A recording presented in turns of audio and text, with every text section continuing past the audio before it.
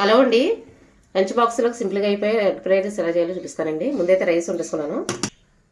ఇటువంటి ఎనపగడ అయితే పెట్టుకోవాలి. పెట్టుకుని ఆయిల్ అయితే పోసుకున్నానండి. ఇందులో 4 గుడ్లు వేసుకుంటానండి.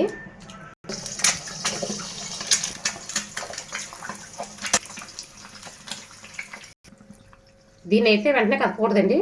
కొంతసేపు వేగిన తర్వాత కలపాలి, లేదంటే మెత్తగా అయిపోద్దండి. ఇలా ముక్క ముక్కల కింద వస్తేనే బాగుంటుంది ఫ్రైడ్ రైస్కి.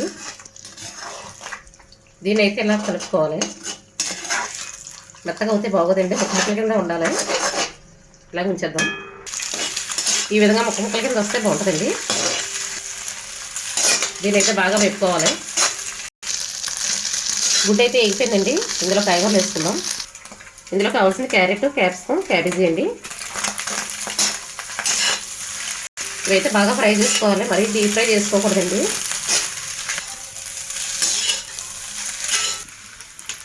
ఈ కాయగూరలు మగ్గడానికి 1 నిమిషం మూత పెట్టుకుందాం. ఇవైతే మగ్గిపోయాయండి. ఇందులో కాస్త పసుపు, కారం, గరం మసాలా,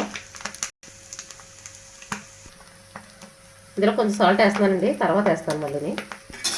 సాల్ట్ ఎక్కువగా ఇప్పుడే వేసుకుంటే ఈ గుడ్డుకి పట్టుకుని ఉప్పు ఎక్కువగా అయిపోద్ది.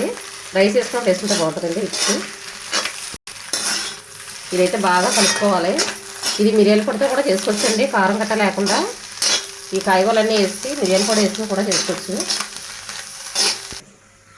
ఇందులోనే కొత్తిమీర కూడా వేసుకుందామండి.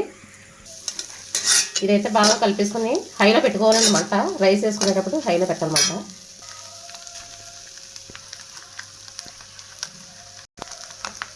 మనకి ఎంత అయితే సరిపోద్దో చూసుకుని వేసుకోవాలి. రైస్ అయితే వేసానండి. సాల్ట్ ఇప్పుడు వేసుకోవాలి. ఇప్పుడు హైలో పెట్టి బాగా వేసుకోవాలండి రైస్ని. రైస్లో ఉండే తడి మొత్తం పోవాలి. మనం ఇంట్లో చేసుకునే వాటికైతే టేస్టింగ్ సాల్ట్ అలాంటివి వేసుకోకూడదండి.